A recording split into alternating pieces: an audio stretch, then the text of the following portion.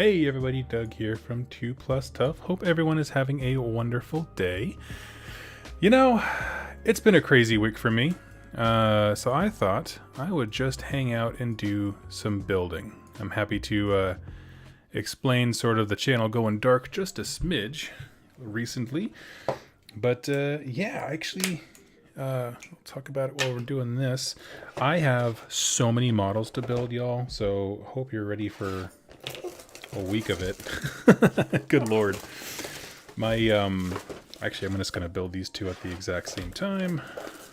So we'll do this. I had my mom, who I haven't seen in almost it's been 6 years since I've seen her, I think, and nearly 10 since we were like really just hanging out. I mean, it was for a wedding that we saw each other. So it was a good emotional week. How about that? And so I just didn't have the time or the energy or the life force in me to get all the videos I wanted to get done for this coming week with Maggotkin. But I think most of us can probably understand that when it comes to our loved ones and family and stuff. So yeah.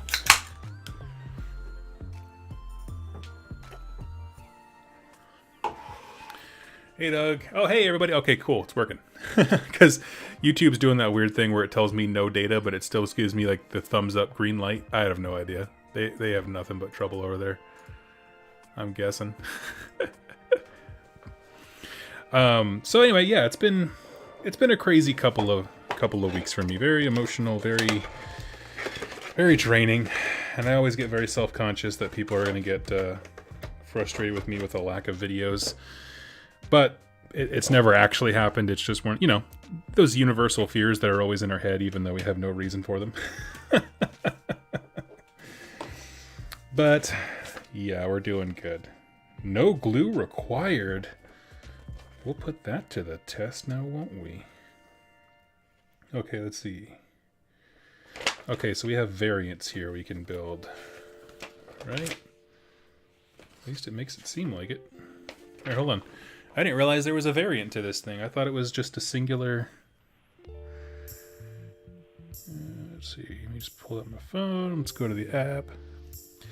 I always like to have a clear idea of what I want to do before I start clipping stuff off the sprue. I don't know why. For some reason, I thought it only had one profile. What is this thing? Stormstrike Chariot. Stormdrake Guard. Stormstrike Chariot. One of the following options: Great Storm Bow and Stormstrike Axe, or the Axe and the Spear. Let's see. What do you guys think? It's bow or spear, but I think the spear is the better call. Axe is... so you get the axe no matter what. So it's between a bow and a spear, but either way you always get the axe, because the other person riding is always...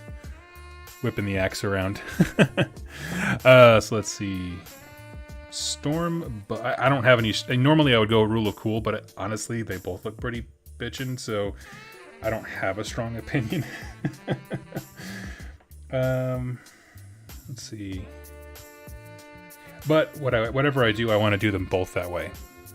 Spear gives you more melee, which is what you bring the chariot for. Cool. I have 2. And the spear has been deadly 2 damage. Okay. It's your mobile damage. It's a decent wall, so I take damage to weaken as they get in. Yeah. I take damage to weaken as they come in. Okay. I'll tell you what. I think... How good... I mean, the bow is... 1 damage. What's the spear?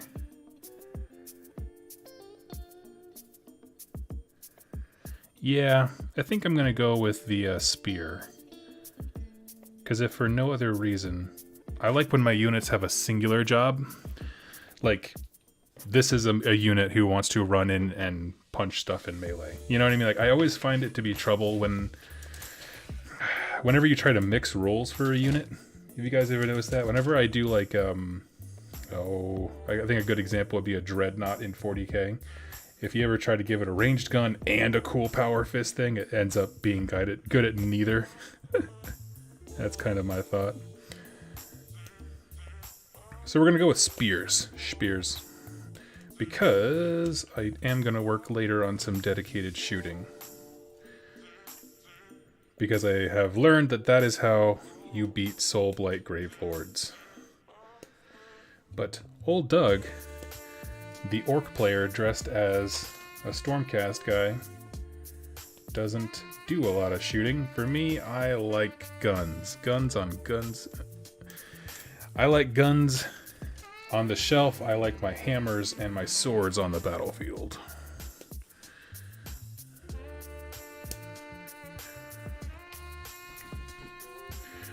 Let's see.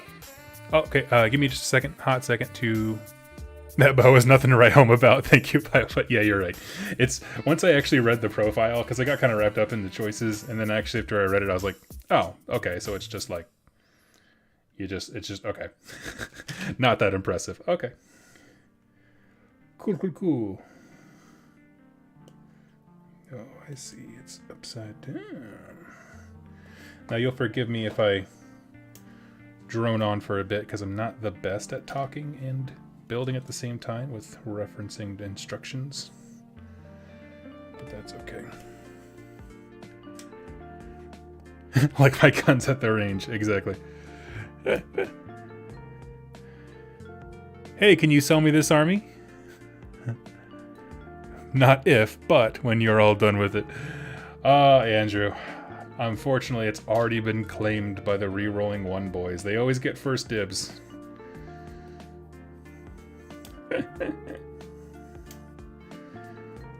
Once I got this all painted, and I met up with Jack at Holy Havoc, he like leaned over and was like, "Hey, if you ever, sell that." Just kind of, kind of gave the eye, nod. Give me a holler. I'm like, okay, cool, we can do that. I was like, I'm not repainting it to make it look like Seahawks. He's like, that's okay.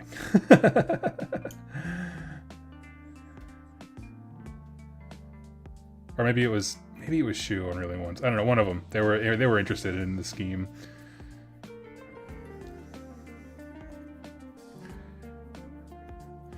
Okay, got that. And for me, I just kind of plink out the parts for like the next few steps and then kind of go back and just assemble from what there is from there. But this thing claims no glue necessary, which is always I find to be a dubious claim from Games Workshop.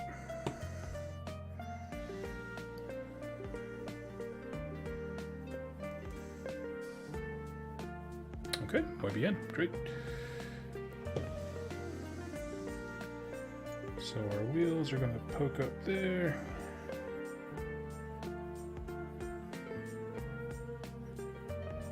I have it backwards.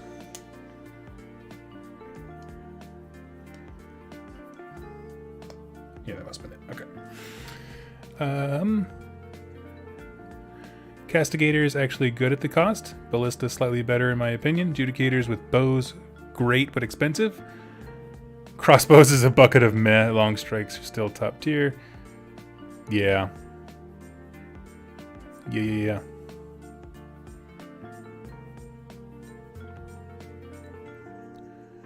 Biofoot, yeah, I the guys I play with, I really don't think that they would care if I was like, hey guys, do you mind if I run this as a bow? There's a few guys locally who do that same thing of just like, hey, I kind of built this for the rule of cool and don't really want to be emotionally punished for it.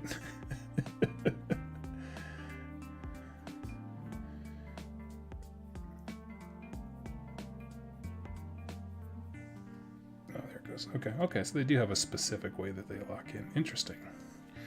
Fascinating. Okay. Let's see.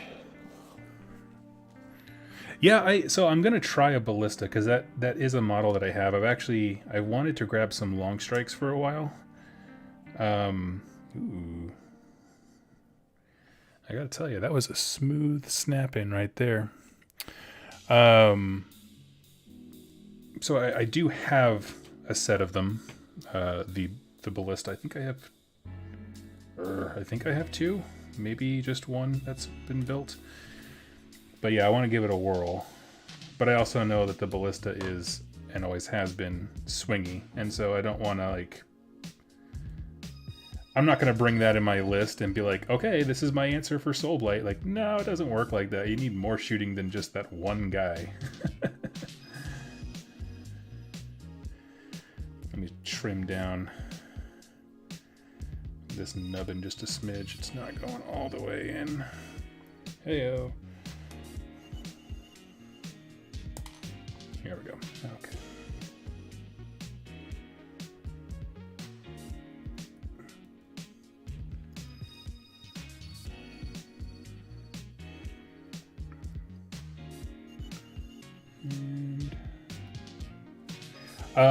I'm sorry, because I keep looking away to actually cut so I don't cut my finger off. But I saw that someone asked if I was going to continue doing a Path to Glory thing, and I absolutely am.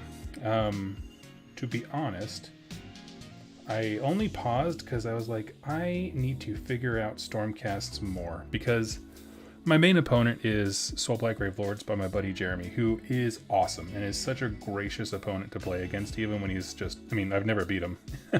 All he does is crush and thrash me all day. It's actually where I was this morning, was getting my teeth kicked in by Jeremy. But I love playing against him. He's my favorite. So let's see if I can push that. There we go. Pops right in. Just needed a little extra hand. Sweet. This is booming. I like this. And I don't feel like I have like a good grasp on the army yet. You know, I keep playing them, and I mean, admittedly, as I don't really like blaming dice, although Jeremy calls it Age of Sigmaring whenever I roll like an inordinate amount of ones, and I do. I roll so many ones. Let's see.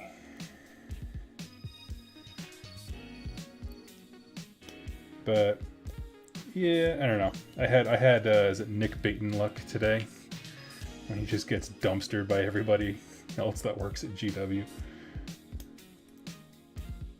But yeah, I think it's because I haven't really expanded into any of the shooting options. Like I really do focus a lot on melee, to my own detriment.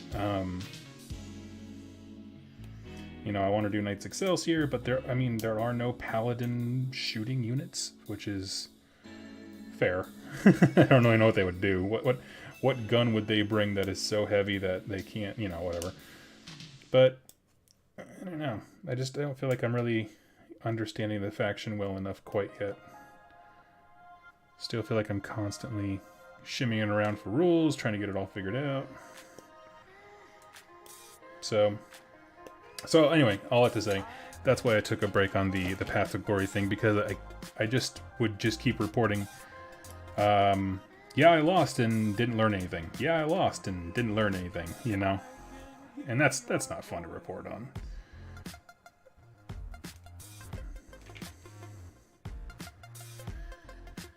Not that I need to have a win every time that I report in by any stretch. I'm happy to share with you guys that I lose all the time. With that being said, I at least want to walk away with like a lesson, you know? Because up until, just recently, like I was able to get these things because I sold off stuff online. And so, you know, up until recently, I just didn't have a lot of options. I built out the 1,000 point list that I brought to Holy Havoc because it was easy to paint. And now I'm exploring the book a bit more, so I'll get back into the Path of Glory videos from here. I'm not sure if I'm going to keep doing the Slaves to Darkness one, however, because that is a book that at this point I just simply don't find very fun. And what I mean by that is, you know, because I play here locally and we're slow growing a Path to Glory League, most games are played at 1,000 to 1,500 points, and it's just because I personally don't care for Marauders. when you're, some of your basic infantry stuff costs upwards of 200 points.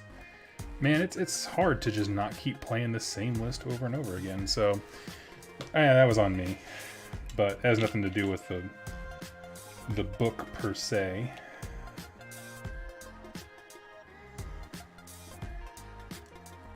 But yeah, so I mean, I don't know, with the dropping of the Maggotkin book, I am considering like, oh, maybe I should hold on to the Slaves to Darkness and just use them as my, 2 in every 4 can be a blargy blarg. And do that with them. So that's kind of where I'm at right now. I'm like, well, I'm thinking about starting up a Maggotkin force. I know, go ahead, take your shot if you were counting how long it would take me to get back into Maggotkin.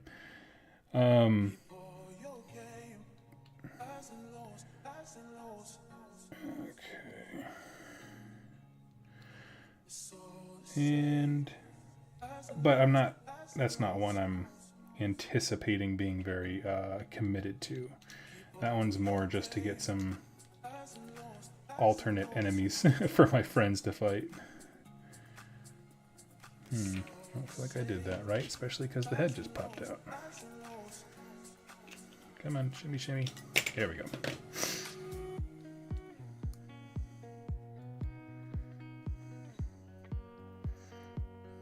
Oh, I see you gotta really press it in at a weird angle.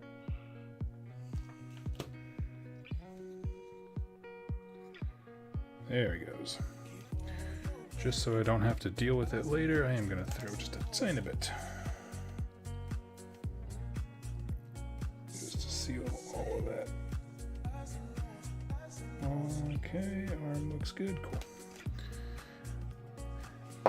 I'm impressed actually with how this goes together snap fit wise, but it was just a specific joint that just, I feel like needed a little something.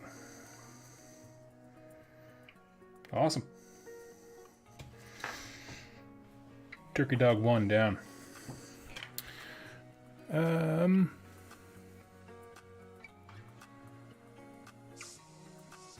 Wargamer Willie. Oh, Doug, the beginners tournament I went to, it was amazing. 3 games in 1 day was exhausting. That's awesome, dude. I'm so glad you had fun. I'm so glad you did. I love those kinds of events. And yes, 3 games in a day is exhausting. I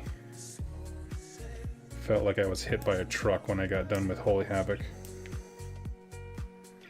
I am not what you would call a 5-game boy. Let's see. Yeah, okay, we need the other side of this guy's head.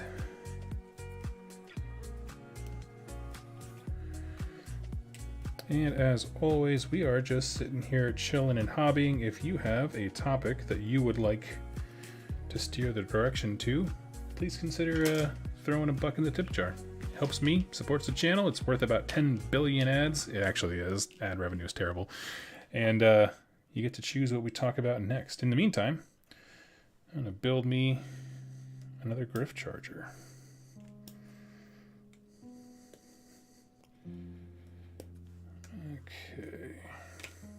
Okay. So, I had a game earlier today, and I did have a pretty incredible moment. Now, this has happened twice. It happened the last 2 times I played against Jeremy. Okay, Jeremy has a Soulblight Gravelord's army, as I've said a few times, and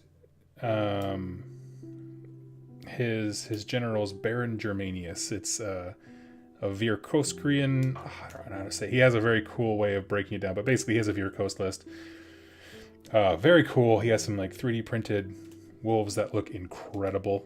And I absolutely love playing against it. Well, last week we were playing Path of Glory. No, wait. Maybe 2 weeks ago? I don't know. My mom came into town and it kind of threw off my internal clock. We were playing and he attacked my Lord Exorcist, who super died and blew up and was able to kill one of his vampire lords. I was like, yeah, it's basically Stormcast Suicide Bomber took out your leader. That's awesome. And when I say took her out, I mean like during the post-battle aftermath, like he actually rolled that she had died, dead. So like legitimately took her out. And then today, I just got back home from playing that game, my game this morning, and Baron Germanius, who is a vampire lord on Zombie Dragon, put way too many wounds into my Lord Exorcist. He blew up and had just enough mortal wounds to kill the Baron. So it was just a fun little like, why does this keep happening? You know, moment of this guy like super killing himself and getting himself into bad positions where he's gonna die, and then having a meaningful death. And it made me wonder, just one thing, and then Biofed, I see you drop some coin, and thank you, buddy, so much. But the thing I wanted to postulate, and for those of you who are smarter with game design, let me know if this would be broken, because I don't know. But what if there was, I don't know, a command trait, allegiance ability, something like that in the Stormcast book that allowed a hero to basically self-destruct. That is, pick a hero in the hero phase. It has to be at the start so that you don't get to use their abilities and do this, but they essentially do the Guardist thing where they, you know, ask Sigmar, light me up, and Sigmar blows him up, but also to do damage to stuff nearby. Because I was looking at this, like, he almost did not kill the Lord Exorcist in time, like, before he could have moved the Zombie Dragon Lord. So I was like, oh man, what if I just had a way to just detonate? Wouldn't that be the greatest frickin' thing ever? And so, but I don't know how broken that would be. Now, that being said, there's also a lot of ways to, like, rein that in if it ever gets too good. Like, you could definitely be like, hey, heroes with a wounds characteristic of 4 or less or something. You know what I mean? Not 4. Obviously that wouldn't work for Stormcast, but you know what I mean? Like, rein in how many wounds that the hero can have to be able to do that. I think it could be pretty cool. And it's something that has happened certainly more than once in the lore between, Behemoth himself getting iced in the head and Guardist with the gate. I don't know. That just seems like an easy slam dunk for the Stormcast book, but what do I know?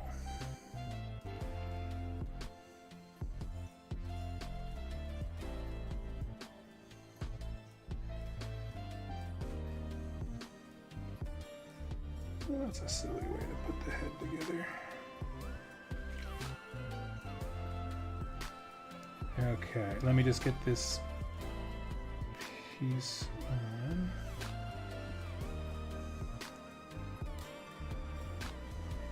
Oh, yeah, that's a really clever design. It does snap right in there. I'm just gonna put a dash of glue, but that does feel very solid. Okay, on to Biofoot's question. What would an ideal real-time strategy for AOS look like? How would factions be split up and so on? When you say real-time strategy, are you talking like, like if I wanted to make a version of Dawn of War kind of thing, like the 40K video game, like that kind of real-time strategy? Unfortunately, I'm not much of a video gamer, so some of the terms and stuff like that elude me. But is that the kind of thing you were talking about?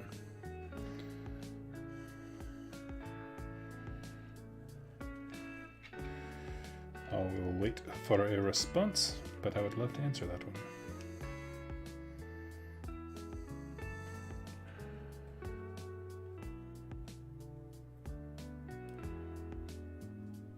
Dawn of War, Age of Empires, that kind of thing. Okay.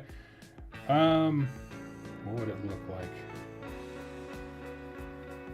You know, I imagine it would look fairly similar to those things in terms of, I mean, personally, what I would like is if I kind of like the idea of having a campaign that is solely focused on humans. Like, let's say the campaign mode specifically was you were part of a Dawnbringer crusade, so as you're building your base, you gain access to different kinds of units, and that could put you on a nice railway system in terms of the campaign introducing new concepts here and there. It could start you as a Cities of Sigmar thing and then give you access over time to Stormcast troops, which could be super cool.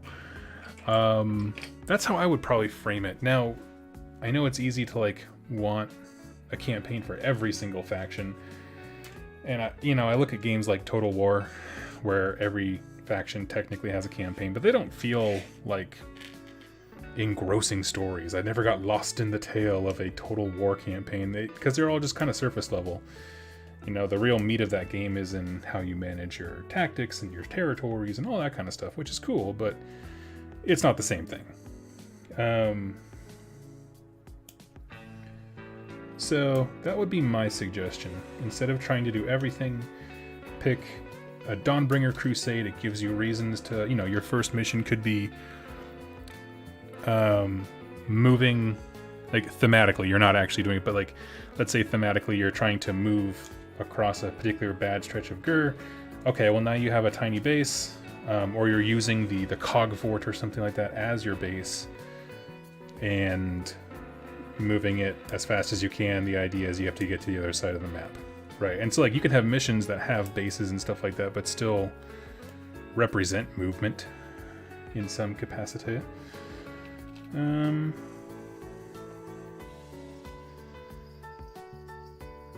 Yeah, that's what I'm gonna go with for right now. What does anybody else think? I would love to see it. I don't know. I mean, honestly, that would work pretty cool too, because then you could have it, instead of accruing, like, let's go with Age of Empires, just because I know that one more. Specifically Age of Empires 2 from way back in the day. You could have like natural sites of arcane power replace gold. If you wanted to dip your toe into some of the Age of Mythology mechanics, you could even do prayer and worship, which would be so cool. And I would just like that. For me, I would say, yeah, stick with Dawnbringer Crusades as your narrative format, because it just offers up a reason for a slow grow campaign of a base building thing. And then you can add new units as you go on from there. What you think, Biofoot? What would you do? That's my idea. What would you do if you could make any video game at the snap of a finger? And also, for the record, that is my kind of game. Like, I lost most of my middle school years. I guess it was freshman and sophomore in high school as well, to Age of Empires 2 and then Age of Mythology. I love those games so much. And they're fun to watch now just because of the terrible acting that I didn't understand how bad it was at the time.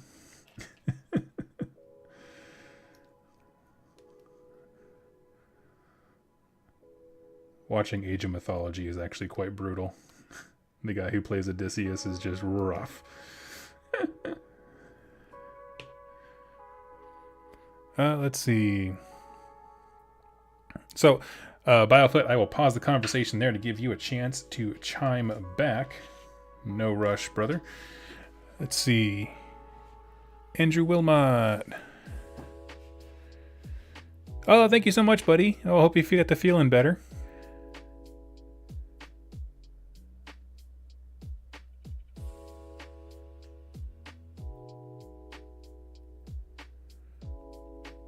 Let's see.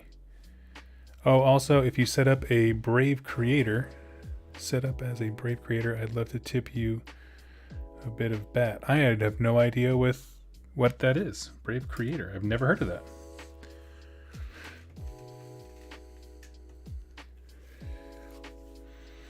Very, very interesting. Okay.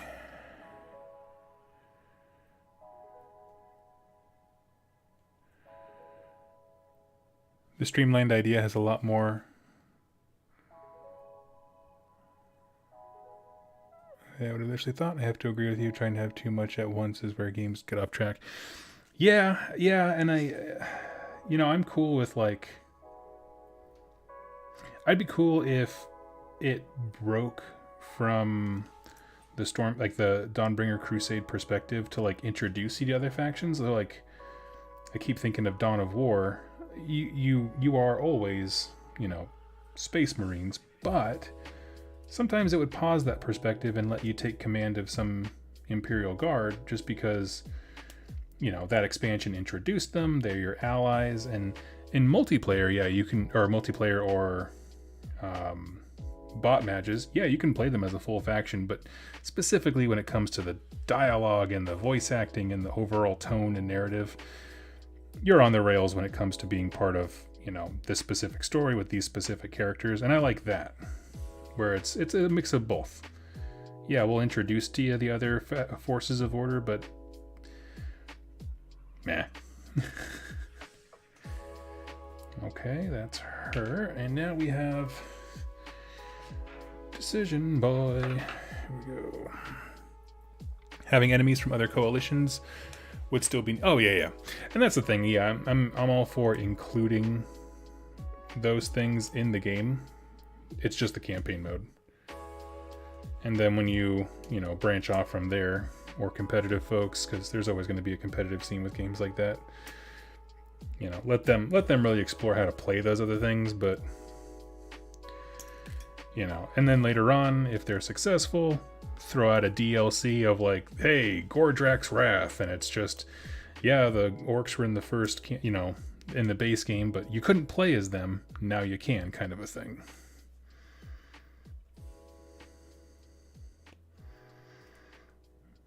That's the kind of DLC I'm into, right? Like, forget the cosmetic stuff. Give me content.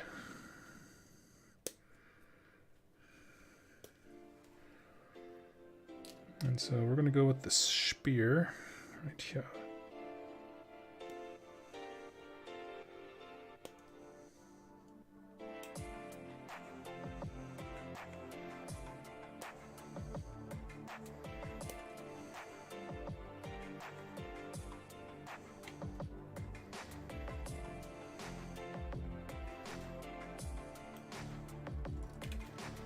All right.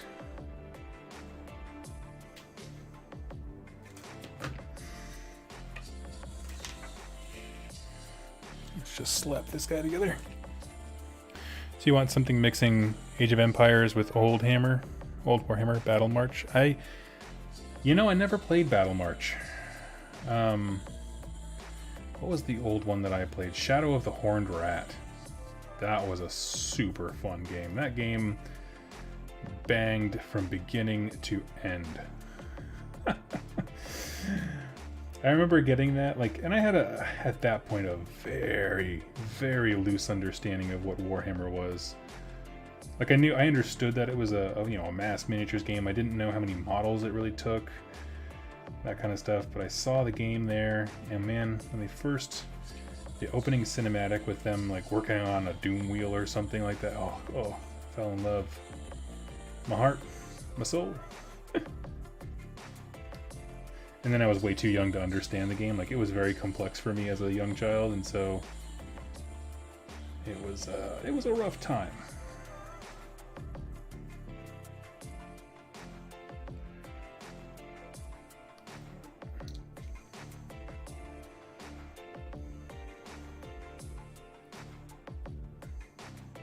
But you could definitely make one of those memes for me that's like, boys only want one thing, and it's effing disgusting, and it's just like Shadow of the Horned Rat mod or emulator.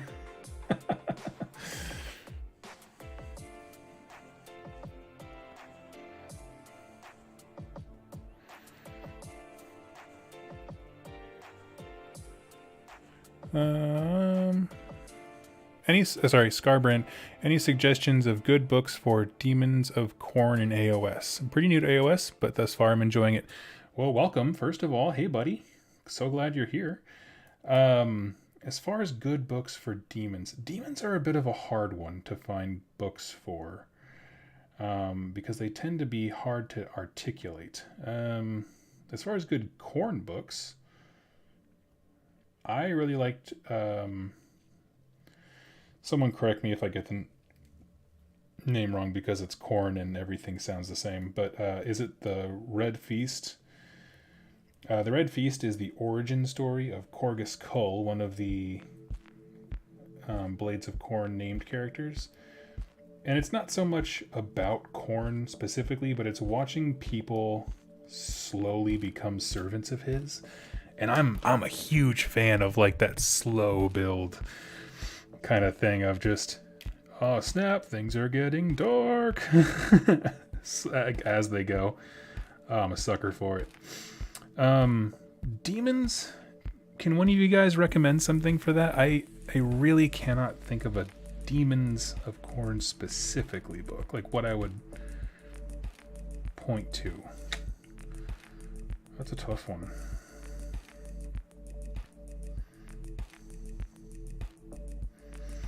But I also have the memory of a goldfish, so I'm sure I've probably read 10 books like that and forgot them all. It's just who I am. I can't even say getting old. I'm only like 32, so.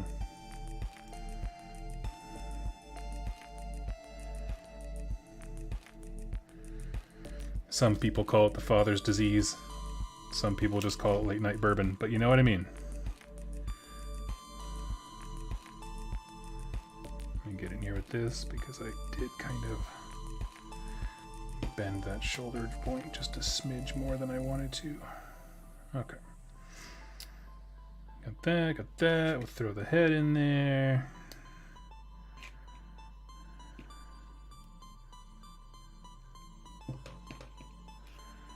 And pop that bad boy in.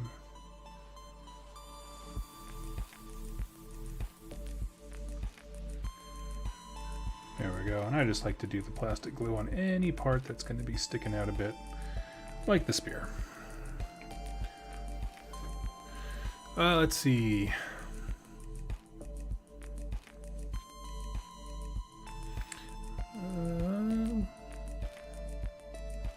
Is it Muller DK93?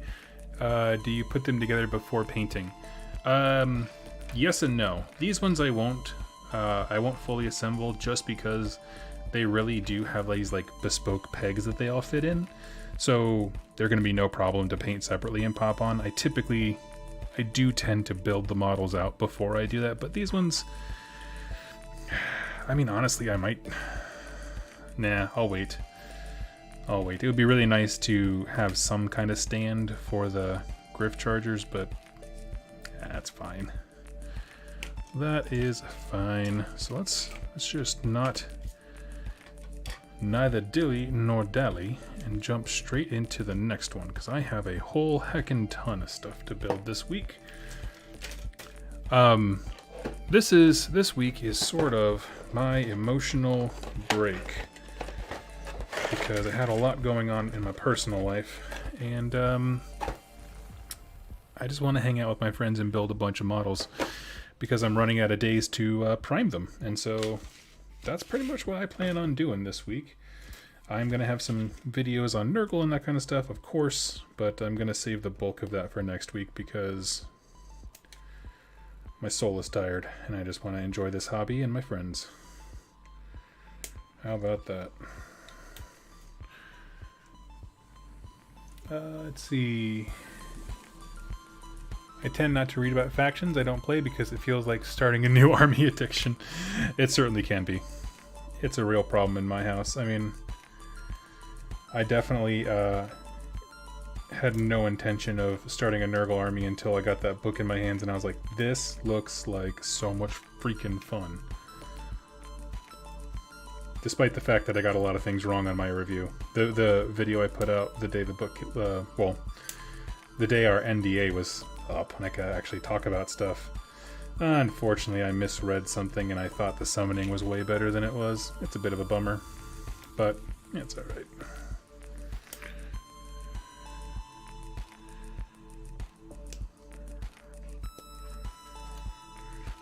Okay, we got wheels. Alright, now I've done one and it's all snap fit, so let's see if I can knock this puppy out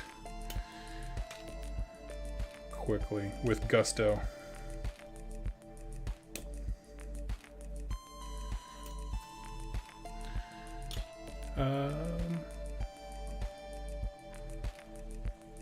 Few non-humanish books exist. Yeah, you're almost always going to be looking at Khorne from the enemy's perspective. There's very few books where you follow a Khorne hero. The nice thing about Red Feast is one where essentially like you follow his story, but at the same time I don't know. There's also other characters involved, and they're also interesting, and they carry their own weight, which is nice.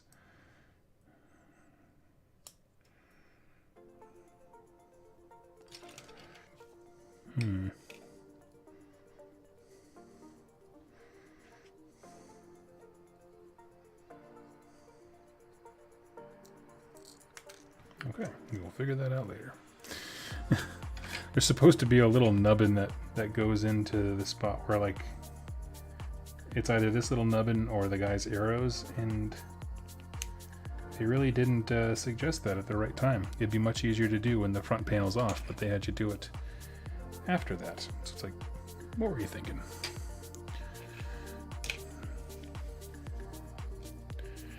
Let's see. Gates of Azir. Yeah, I think it was the Gates of Azir. They're in those early books. I can give me just a second. Let me clean up these specific parts and I'll pull up the Black Library page and look. You know, there's no books that specifically deal with demons in those. However, there is this really cool part where the Khorne armies are basically the ground is so soaked with blood that Korgus Cole can like basically pull blood letters out of the ground, and so like they rise and they're all like basically covered in steaming hot blood, and he sends them out to go do their mission, do their business, as it were. And that was oh man, that was just a cool one. Was that Gates of Azir? I don't know, man. It's been so long. That's the thing. I still feel like AOS is a new game, but it's definitely been out for like 6 years now.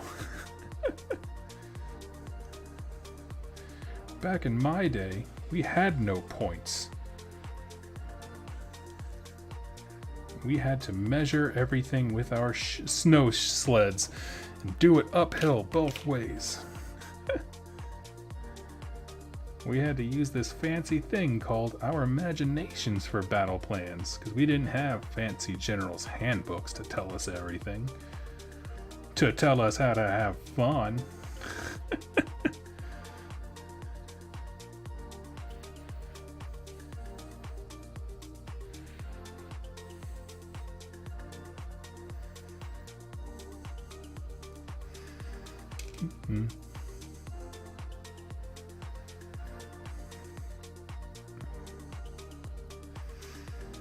Let's see.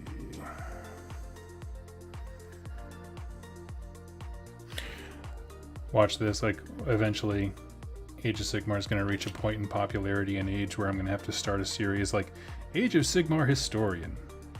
Come, kids, sit upon my knee and I will tell you a tale of a time before points. A wild, godless time where battalions ruined everyone's day and made it simultaneously.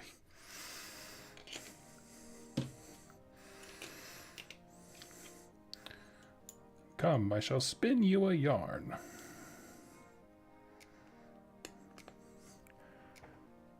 Doug has a playlist with the Realmgate Wars. Yep. Oh yeah, I talk about the demons. Demons are the best.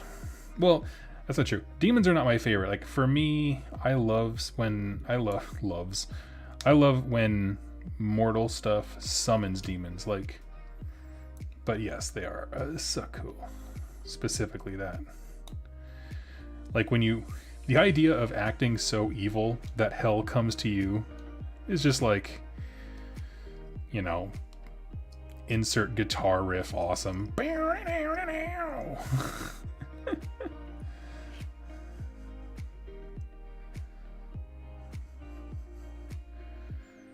Boom, slap that chariot together real quick. You could fit so many unreasonable expectations in this guy. Okay. And then we got this. Doug, do you think we'll see new factions this edition? This edition? Oh, absolutely. Yeah, no doubt. Things that they've already teased. We know that Chaos Dwarfs exist. And technically, we have models for them in the Warcry kits. But I can't imagine that they would throw that out there without any recourse. Like, no, any follow-up. Beyond that, what else do I think we'll see? I mean, this edition, probably Malarian's army, the Shadow Elves, whatever that might mean.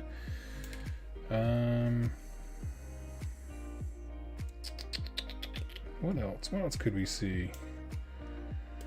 Honestly, those are the only two I really have. I'm actually okay with the number of factions in the game, if I'm honest with you, especially with the way that they're going now, where each... It definitely feels like in 3rd edition, each army has a lot less crossover with other factions. Like, you can, obviously ally stuff in, but in terms of like coalitions and that kind of thing, replacing, certainly with Chaos and like Slaves to Darkness, I feel like the amount of crossover between armies is less and less. Doubly so if you have a newer battle tome, because none of them are really written to play well with others, in my opinion, which is cool, because I like when every army is, you know, the models are from that faction, not from anything else. There was a point in time, the godless times, where I played Slaves to Darkness models under the Nurgle banner using a battalion from the from the...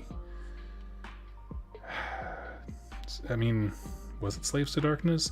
It was one of the Archaon battalions, like the Nurgle one. I don't know, it was a mess. So you're like pulling from all these various sources, and it's like, this is just a mess. This is quite a flustercluck, if I do say so myself. And it got to be a bit much. But that's all past us now. That was then. We're at now.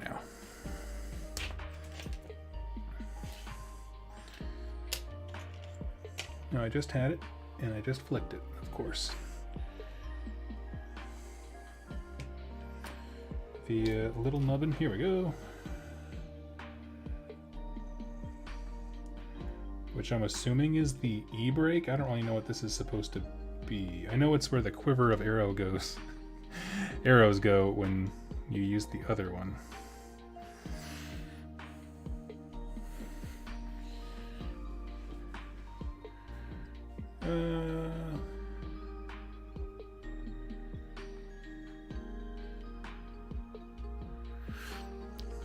But yeah, I think, you know, my deal is always, when it comes, people always want new factions. Whenever there is a reveal event, it's always new models instead of new books, which I'm not super on board with. I'd rather have people who already own models to be happy than just keep making new models. But I also understand that's my personal opinion. You know, my thing with new armies is that they have to bring something unique, you know? And it's not that there's no more design space, you know, it's that they just started 3rd edition. There's nothing but design space. But at the same time, it's like, well, it needs to be a completely unique playstyle that people want to play. Because it could be unique and nobody likes it. Which, you know, I feel like is most of my personality. But yeah, as far as armies go, you know, there's just, how is this different from any other faction, right? I need to know how, if Shadow Elves are coming this edition, not this year, but this edition, I need them to be different from Daughters of Cain, which are also an elf faction in Olgu, you know?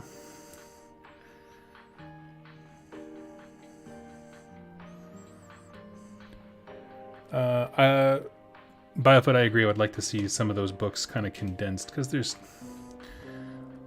again, a lot of times there's just no reason for them to have their own book. The Fire Slayers in particular, man,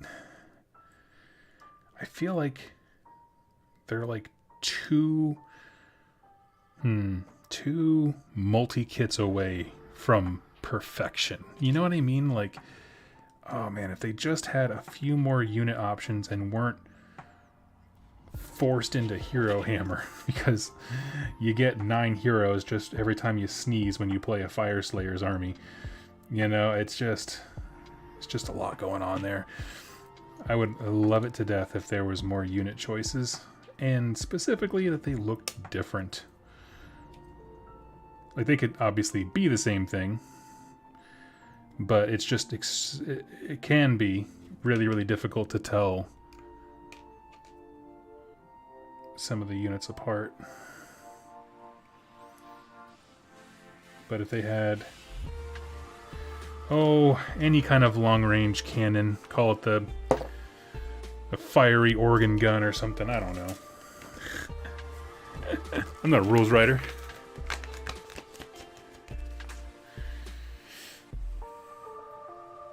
Let's see.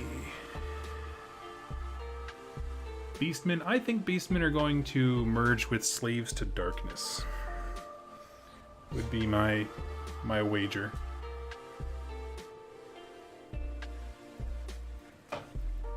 No idea. Also, I just want to make this abundantly clear, since there's 37 people that I don't necessarily know watching. I have zero inside information. Like, I mean, I can just say stuff, and you can take it as real as you want it to be. But, I don't know much. That's just, if I ever run for president, my wife and I joke that's going to be my platform. Vote for Doug. He doesn't know much.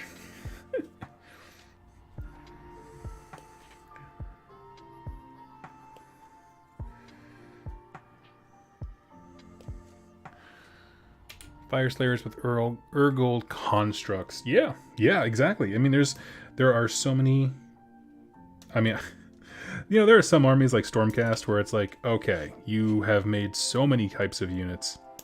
How are you going to make something new and unique that I want to buy without invalidating a thing that you've already made? Right. Pretty much the problem we're all having right now with Vindictors versus like Liberators. But with Fire Slayers, because they have like no kits, the whole faction is like 3 boxes. They have nothing but design space.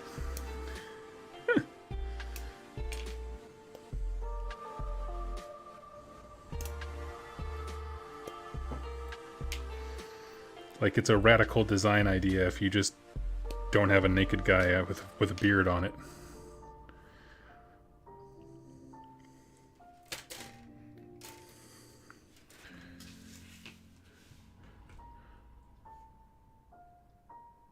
Liberators are cheaper. Yeah. I mean, to me, Liberators have a function, but in terms of their basic battlefield role of just being guys on foot with a weapon, like a melee weapon, they're not vastly different from Vindictors, even though they have some special rules and stuff like that carve out a different purpose. But in general, they don't do a radically different job, right? Because at that point, it just comes down to how many points do I have any left over so I can replace a 5-man Liberators with 5 mans of Vindictors? Cool. Done.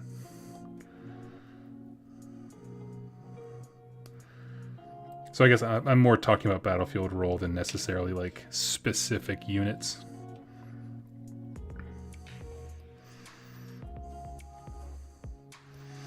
Because if they rolled out a new Fire Slayer unit and was like, naked stunties on foot who happen to throw axes very badly, and then walk up and punch you really hard in the face. It's like, well, we already got 15 units of those. 80% of those are heroes. So, like, you know, show me something new, I'll throw $1 at it. Dazzle me.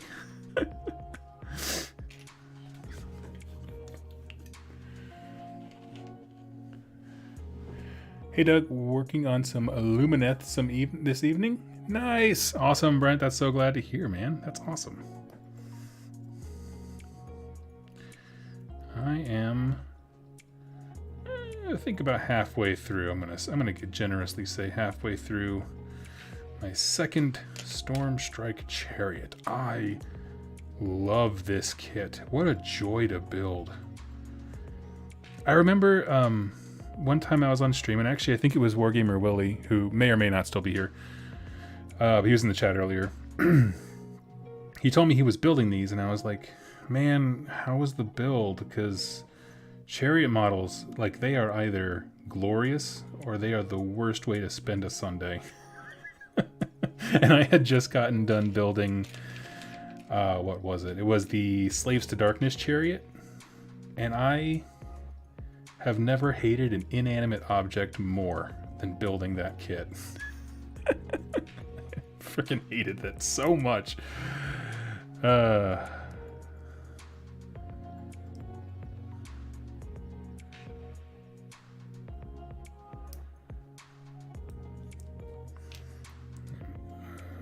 Seal that in just a smidge tighter.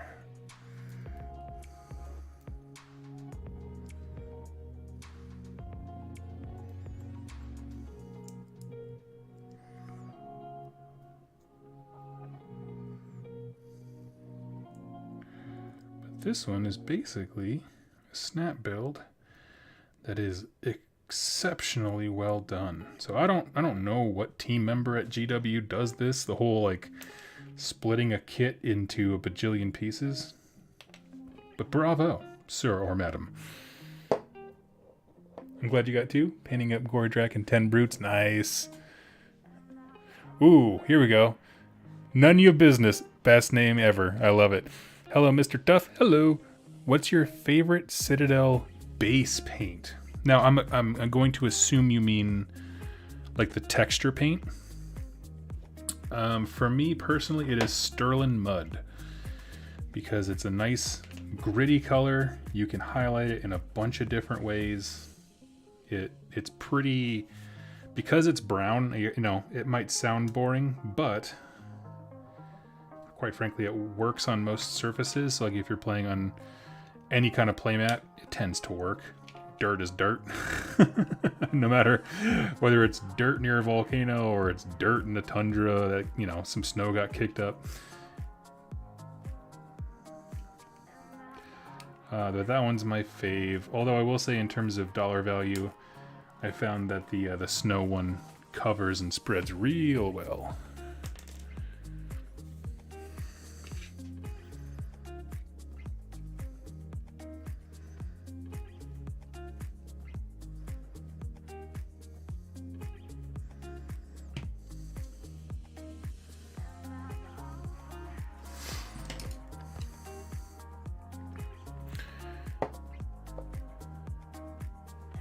I want to say that the flat colors from Vallejo have some of the best coverage of all time. I totally agree. I use a lot of Vallejo stuff for specifically when I do basing. Like, so a lot of times, if let's say this is the base I'm working on and I want it to be brown, I'll take a Vallejo color and then just cover the whole thing in brown. That way, if there's any spots or, you know, as the texture paint kind of dries, it'll kind of contract a little bit and reveal some of the bottom. That way you won't see like smudges of the black kind of poking through. Yeah, Vallejo has some fantastic in terms of like raw amount of pigment. Yeah, exactly. That's what it is, Escapo. Yeah, model color black. That's for, especially, so I like having black rims. That's the perfect color to go around the black because it's just, you know, you'll get paint streaks and that kind of stuff all over. He's the beast.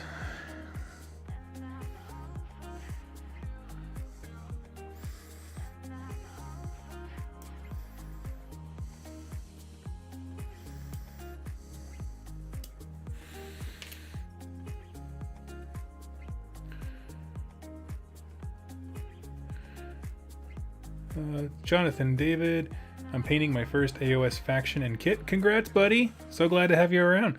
Skaven start collecting and some clan rats. Nice. Nice, nice, nice. Skaven is a fun army.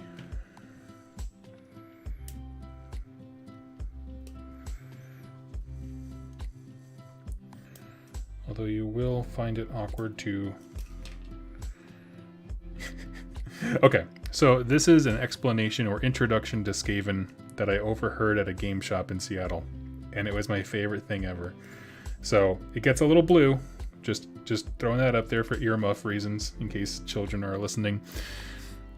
It's not that bad. It's not detailed. Anyway, so some guy's like, oh yeah, I'm kind of interested in this army. He points towards Skaven, and the guy next to me goes, you know, that's a fantastic army, but you do have to be aware it is exceptionally difficult to hide the erection that you're going to get from shooting all your warp fire cannons at your opponent. It was just like so savage. Because he's right. I have definitely run dual warp fire cannon, or is that what they're called? Like the big cannon emplacements. It is chef's kiss fun.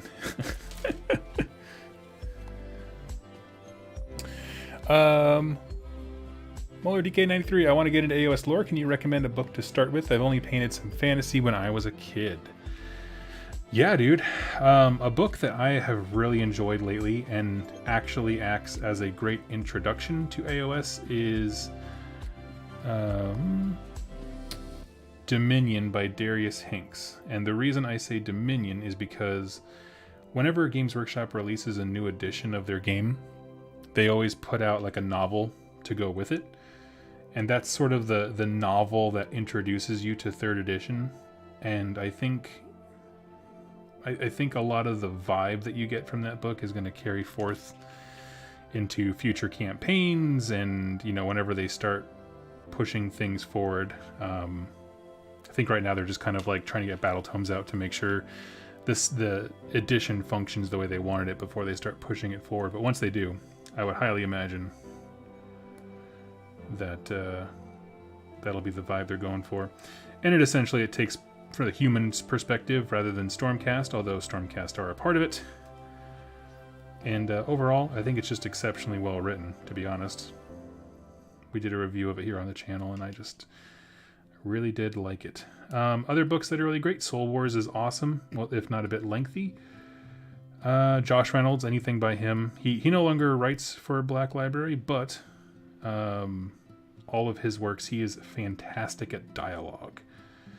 And so, which can be very hit or miss in the fantasy genre. Anyone who reads fantasy can probably understand what I mean by that.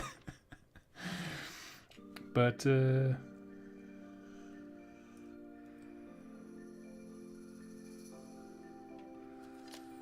what else would I recommend? Those are my big ones. And Soul Wars, by the way, was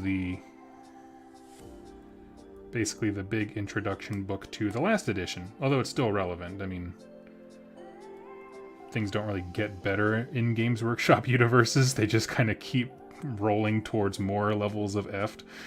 So, you know, you won't lose anything by reading that. And that's a cool one because you can like see Nagash, the god of death, kind of interacting with stuff.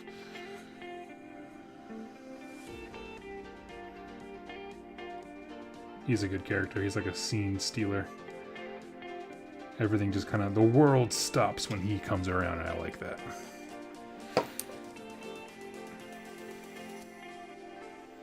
Nagash, Undying King, also an incredible book, especially if you want to focus on death or Nurgle, because Nurgle is the main enemy there. Some real cool stuff. Brent, 40k lore is easier to ground yourself, in my opinion. I understand why a guardsman would be scared of a giant bug. How does a goat man feel about fighting a ghost? That's never happened to you before? You've never woken up as a goat man and had to fight a ghost? You know, for me, it is and it isn't. In terms of 40k being easier to ground yourself in. Like, because I understand that, right? And a guardsman is very easy to understand. But likewise, Dominion takes the perspective of the Free Guild Guard, which are just humans with muskets versus laser rifles. I would say both of those are equally probably hard for us to truly understand, feel how safe you would feel behind one of those guns, and pits it against the horrors of the realms, you know. Because also in 40k, by that same example, I don't know how to have a book about, you know, Eldar versus Tyranids, because no matter how many books about Eldar there are, all the authors unanimously agree it's so hard. How do you capture an alien worldview? You know, it's dang near impossible to do. Even though there have been some good Eldar books. I read the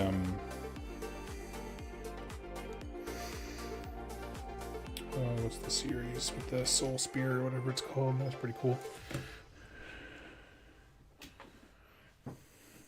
So piggybacking the book talk, anyone got a recommendation for when the Stormcast get out of their honeymoon liberator phase? Can you define honeymoon liberator phase? Like, you just mean when they released more stuff?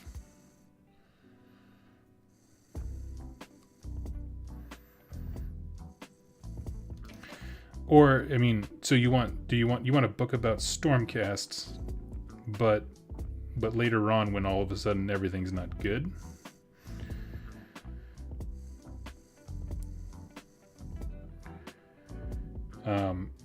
In that regard, I actually really liked Black Talon First Mark. I did a 2+ tomes about it a while ago. We reviewed the book and I really liked it. My co-host for that one, Kenzie, was not the biggest fan.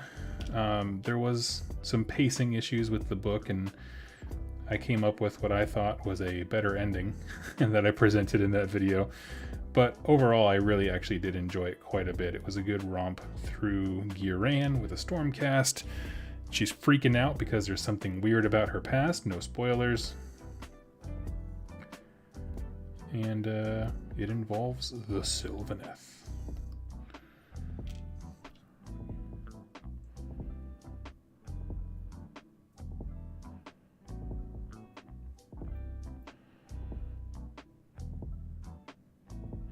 Isn't there a part of the lore where the Stormcast Eternal start to be a little heavy-handed?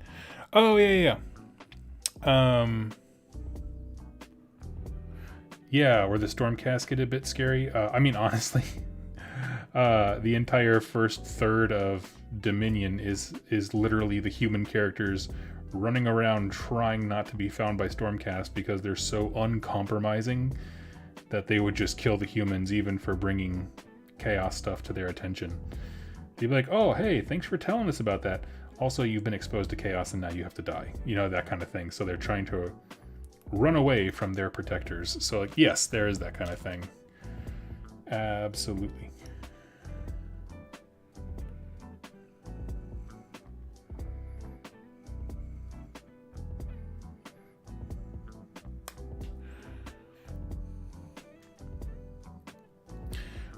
What other ones are there? There was a Stormcaster creepy. I feel like there was one of those novellas that did a really good job of that, but now I can't think of which one it was. It made them seem like terrifying statues.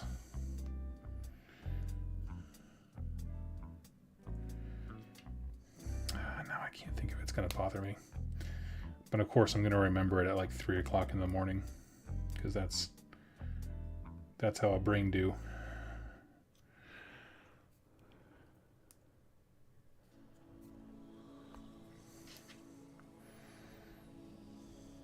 I agree. I like them a bit more nuanced. I remember when I first started reading 40k lore, because I got into 40k before I got into fantasy when I was a kid. And I read the Soul Drinkers series. Have you guys ever heard of this? It's basically a Space Marine chapter that got tricked by Tzeentch, and they got all kinds of mutations and stuff. They are still totally loyal to the Emperor, but they're also being hunted because they are mutants and chaos influenced and all these kinds of things. It's just an interesting idea for the setting. They're not the best books. This is not a firm 2+ stuff recommendation on Soul Drinkers. I like them. But the reason that book stood out to me is because at the time I didn't understand what a Space Marine according to Games Workshop was. And so when these characters who had mutations walked in and they're trying to talk and work with the Imperial Guard, the Guard are just like flabbergasted by like how different and alien they are. And so me not knowing that these guys are like specifically different, I really appreciated like Space Marines and also Stormcast Eternals are not human. And so when they interact with humans, I love when that tension and that awkwardness is depicted. Like everyone is in the uncanny valley with one another. It's just creepy and I like it. We're going to continue the building spree. We have a Knight Relictor.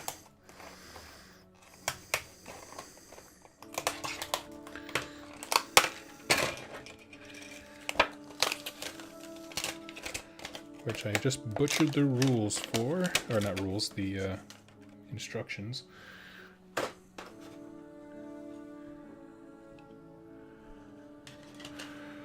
Let's see. 2+ stuff. How goes your miniature partnership thing? Partnership thing. My miniature partnership thing. I'm sorry, I don't know what you mean. I'm so sorry. I don't know. Do you mean the game I'm working on? The Legacy of Atmos? It's going really well. I just was actually just working on a campaign system earlier today. Shared that with the other creators. Or founders, I should say. Now, here's the thing. This is a Knight Relictor. Okay. So if you guys remember, the Lord Relictor had a skull helm, because he's cooler than a Knight Relictor, of course. And I think for my Stormcast Eternals are Knights Excelsior, which is white armor. And so I was thinking for him specifically, having a black armor to make him pop out like he is set apart, I think would be pretty cool. Like having, the priesthood has black armor. Everybody else has white.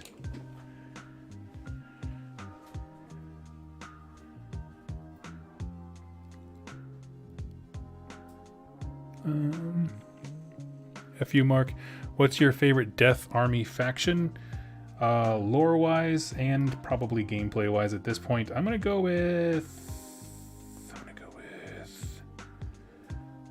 Flesh Eater Courts. Night Haunt doesn't do enough for me. Love the models, don't want to paint them. Lore-wise, they kind of had their moment in the sun. Ready to move on to something else. Soulblight Gravelords. I had once said that if they ever came out with new zombies, I was immediately going to start that army. And part of me still wants to, but like, I just already have so much. I don't need anything else,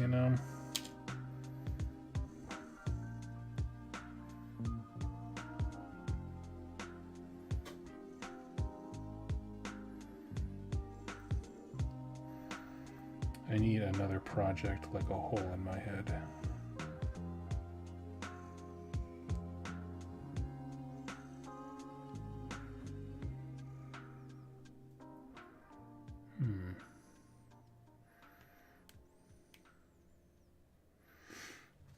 Let's see. Okay, so you take.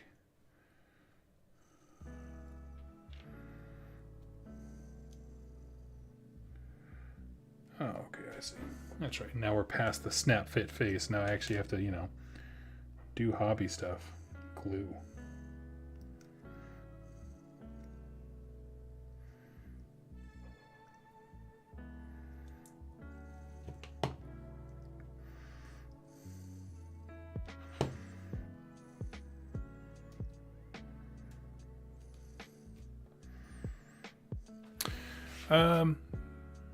So yeah.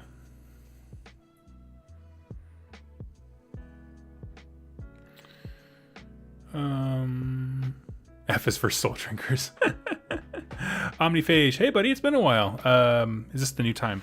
No, but I am going to be doing a lot of live streams this week, and I'll probably start closer to 10 or so, because I have so much to build that needs to take priority over content creation, just for a smidge, because I am running out of nice days in the fall season to be able to go out and prime stuff. So we're going to be doing a lot of building. I'll probably start a lot of my stuff between 10 and 11 Central Standard Time in the US. That's AM, not PM. I turn into a pumpkin at 9:30. And I don't look so hot at 7. I had to take my mom to the airport yesterday, and I had to wake up at 5 in the morning, which I know other people do like every day for work. But the eyes of Doug Griggs have not seen the sunrise in many moons. And turns out it still sucks. Didn't like it before. That hasn't changed.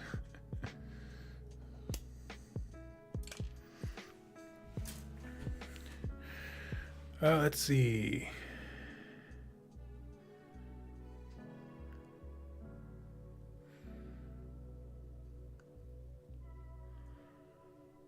Oh wait, I lost track of the chat here. Oh yeah, David Jones, Atmos. Yeah. So yeah, we're still kind of working out a timeline for releases and stuff. Right now, we are doing a lot of world building internally, and then I can share those with people because we are going to have a lore contest for Legacy of Atmos, but specifically where people who do really well at it get to add to the world. So like, I'm not going to limit it to just the winners, and obviously have some room for creative changes if there's some reason we need to change a direction on someone's entry, but being able to, name characters and mark locations, create locations on a map, that kind of stuff. So basically a lore contest where, because it's my game, we can actually have winners have a meaningful impact rather than just fanfic like my AOS ones are, which is still fun. It is admittedly fun. But I think it would be really cool if I could offer someone like, yeah, not only as a prize do you, get something, but you've also built the world just a smidge more.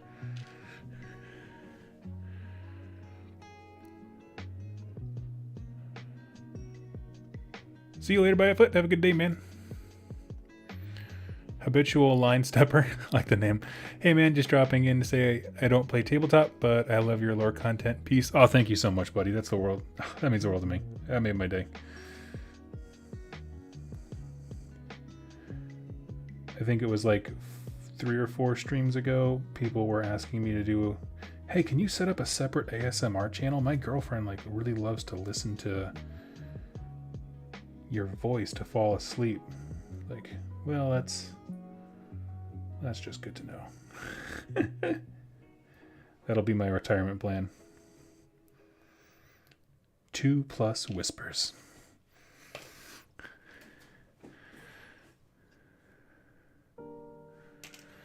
Question, can we expect any Warcry content on your channel soon? Mild Jackalope, just because I like your username, I'm going to ask this. What would you like to see in terms of content? To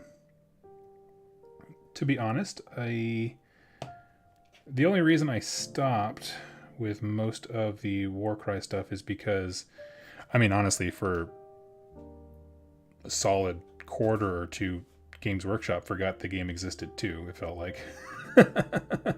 So,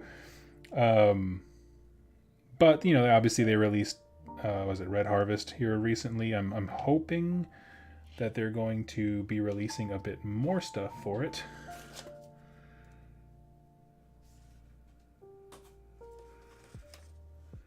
Looks like I need the skull one here.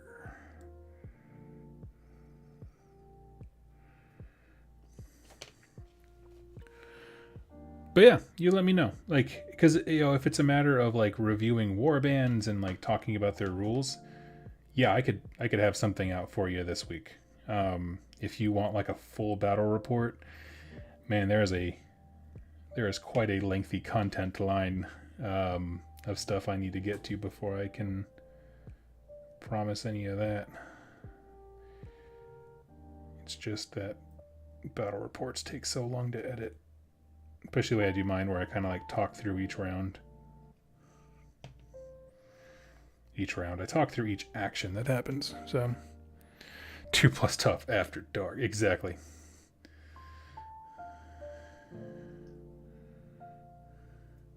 The voice you love at the time you crave.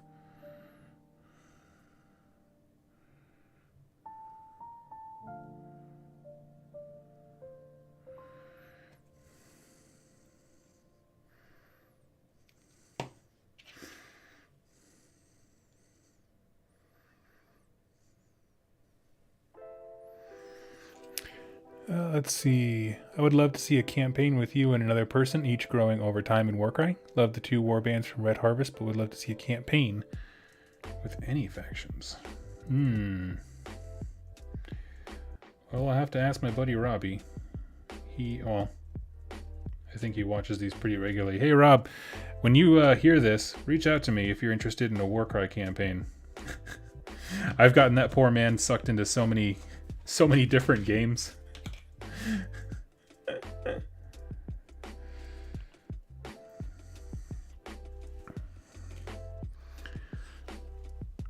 I only know, actually, I guess I know up to 4 people who play Warcry. I just found out recently that 2 of my friends, or two people here locally that I know, friends is a strong word for them just because they're acquaintances, but they do play Warcry. I thought it was just me and Rob for a while, but that's actually not true. So if it's just something that I can do simply on my phone, maybe like a end of round recap and then kind of break it down into more of a interesting video, that's certainly something I would be open to. Okay, what's next?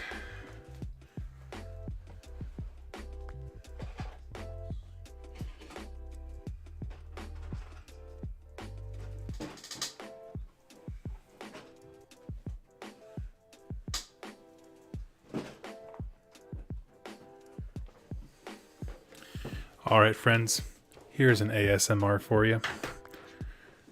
Do you like the sound of winning? This is the sound of winning. Stormdrake Guard. 2 miniatures. Costs as much as a kidney. They were broken before the models were released.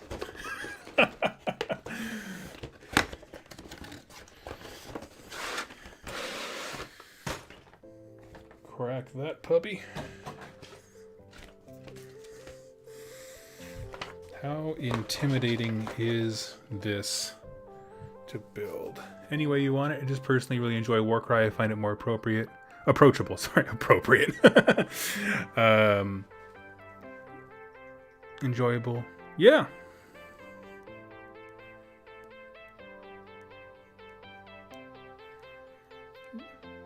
That's a great point.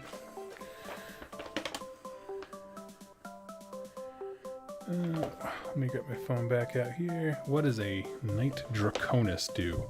Here's the problem.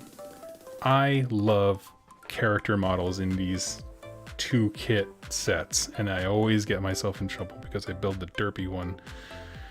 Okay, Stormdrake Guard. So they either have a lance or a warblade. I always go blades because I freaking hate lances so much.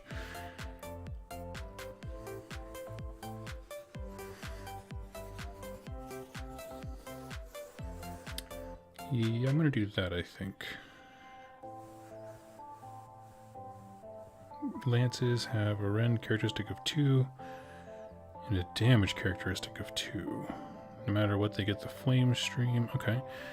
What is the Knight Draconis Leader do?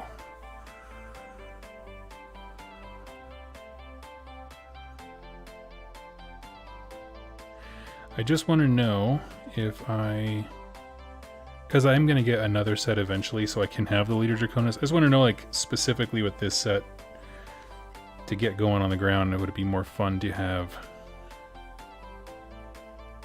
the leader option or not? In the combat phase, after all the unit attacks have been resolved.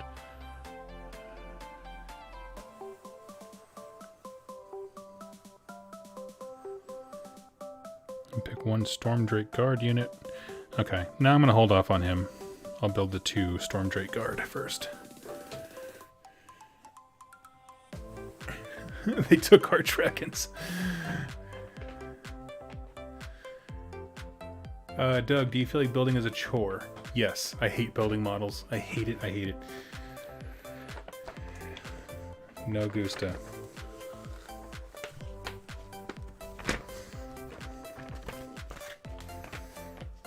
Wow, these are some thick boy stands right here, man. Ooh. Okay.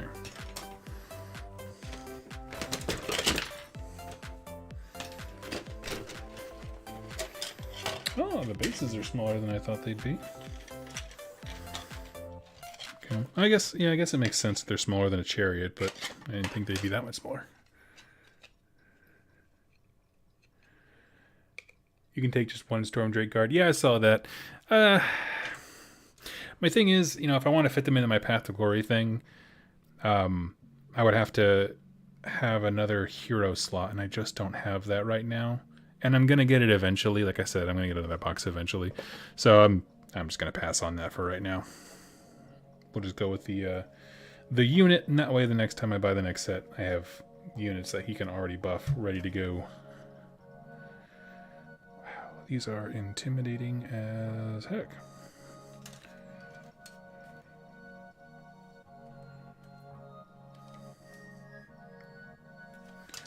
$84, $6, okay, so not that one, that's the other sprue.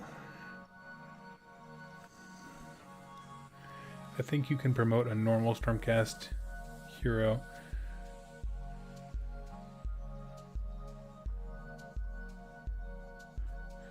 Oh, how I wish I could afford a set of those.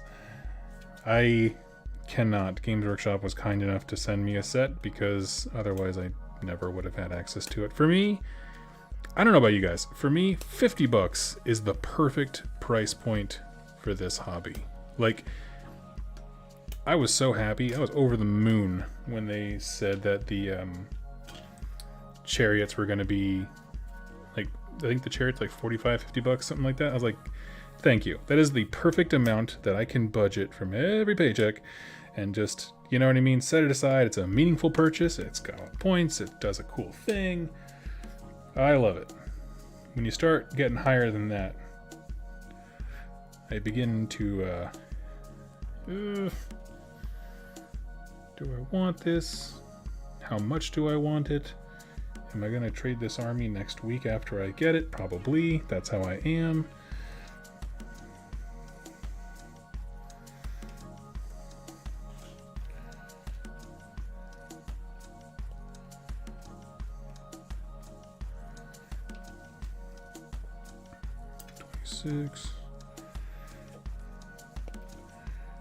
I like this. I like the way this goes together. Like, the instructions have you build the wings out for each kit first.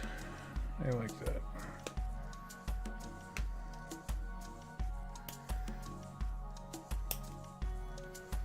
That's why, honestly, I never buy big centerpiece models. Ever, ever, ever.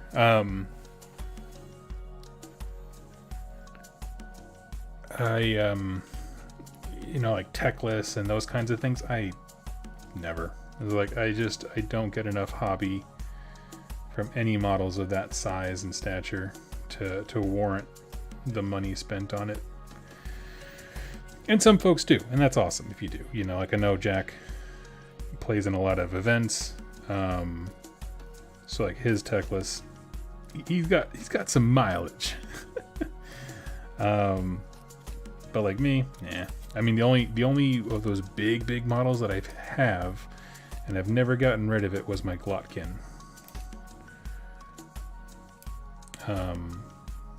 Just because, one, I like him, and two, I got him in a trade for a whole bunch of Space Wolves bits. And so, yeah, I got him in a trade, and I was like, well, this is the most screaming deal I'm ever going to get on a Glotkin. Never getting rid of that.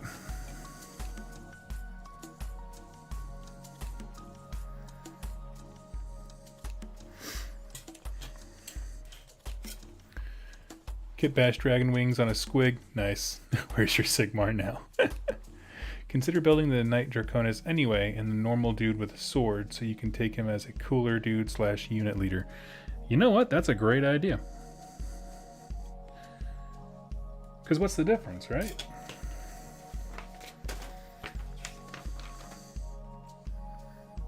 Because if they just got swords, yeah.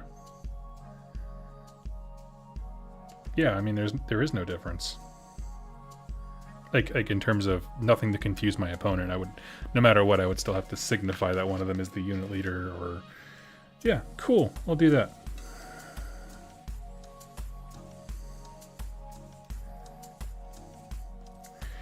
I mean, it is no less, or at least as visually distinctive as a Lord of Afflictions compared to Pluscoil Blightlords, in that they all look like the same dang thing.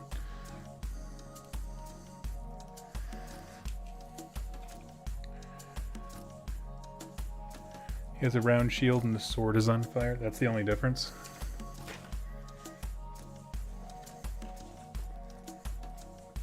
Oh, I see. The shield is the difference. Okay. Honestly, this might be a time for magnetization. Just specifically on the shield for that exact reason.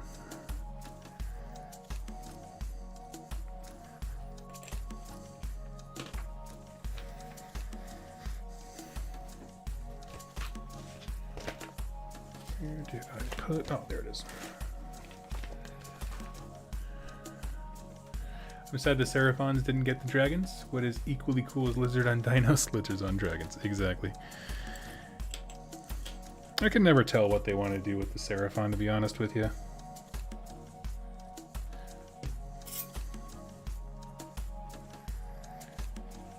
They're always this weird bolt-on thing of like, yeah, they totally know Draconis, and then they release Stormcast, you know, actual dragons.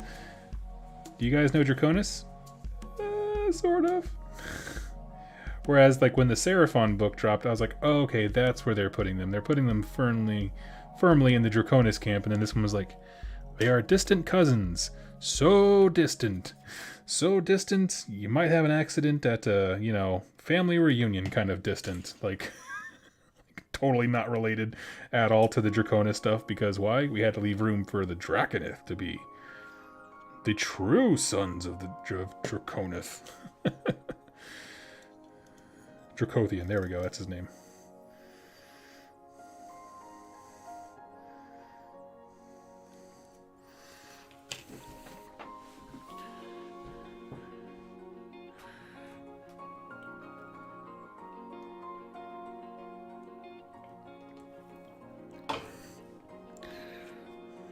Okay.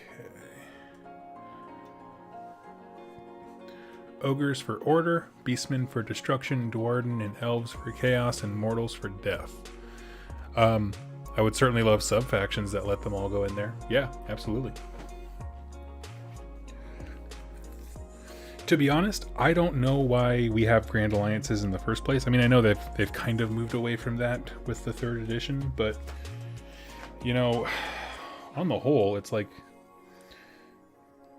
with every book being so self-contained now, you know, with narrative exceptions, of course, like, why can't we have, you know, a book about Dwarden, and of course it has Carriage Overlord and Fireslayer rules, but it's like, hey, you know, when you take this particular subfaction, you can be evil and be into murder. So now you get rules, and you can now be played as, you know, chaos or something like that.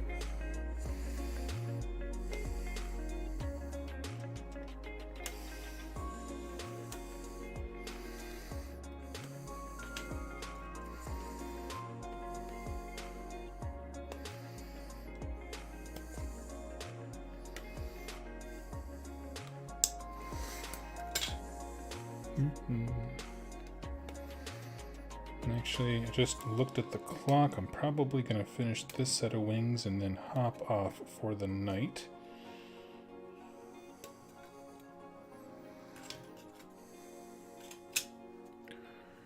So cruel boys can be good. Okay. Yeah, yeah, I know. And that's the thing is, like, I say, like, no, narrative restrictions aside. But, like, there would be reasons why they would have a moment of the enemy of my enemy is my friend. Maybe they're not necessarily good, quote unquote. You know, and if that is the case, I'm also perfectly happy with some factions not getting that. Like,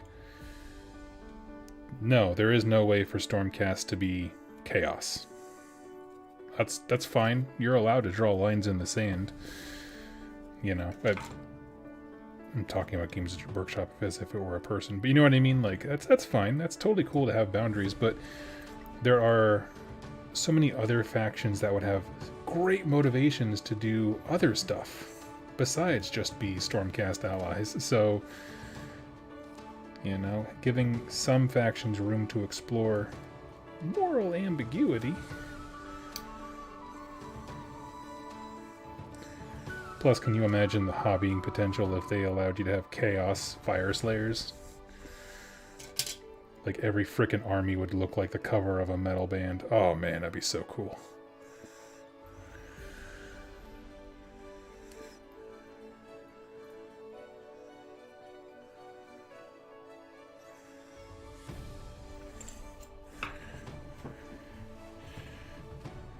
Cruel boys for buddies.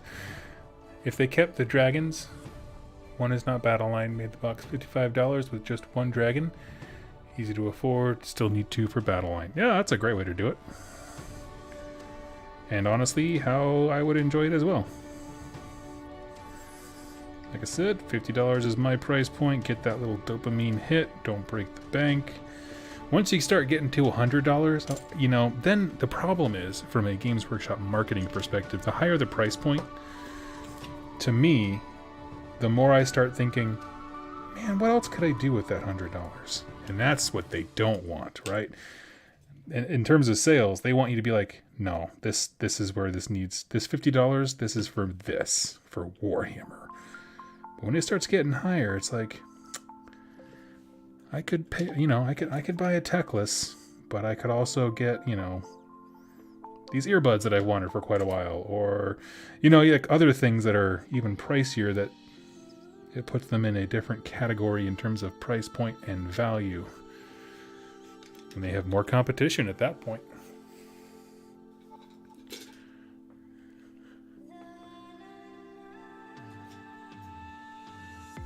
Let's see.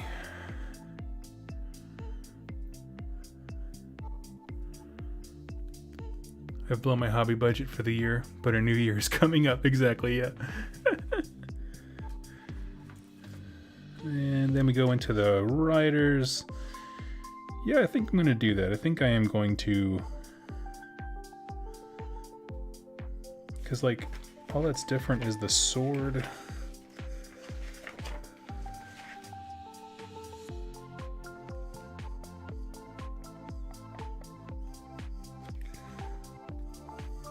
$43, yeah, so I just need parts 43 and 45. If I just magnetize those and the weapons, I could do whatever I want. Cool. I'll tell you that. I'm going to do that off camera because magnetization takes a little bit more intensity of my focus, so I will do that and I'll come back with it and we will resume building models, I think tomorrow. Like I said, I'm going to take most of the week just to rest my brain. My soul is heavy after dealing with a lot of real life and family stuff, and that's why the channel's been silent. So I think just hanging out with you guys, my friends, would be the best way to restore my soul. So that's what we are gonna do. I'm gonna aim for being live between 10 and 11 Central Standard Time tomorrow. And I'm just going to flick the camera on and just hang out and build. Like I said, I have so much of a backlog I have to do. And I would, yeah, would love to do that. F you, Mark, I have a special video coming out for you soon then, buddy. I have a whole magnetization starter kit that I asked the Magnet Baron, a magnet retailer for miniature stuff, to put together, and he did it for me. So I have that for you. Yeah. Anyway, y'all take it easy, and I will see you all tomorrow very soon. Happy wargaming.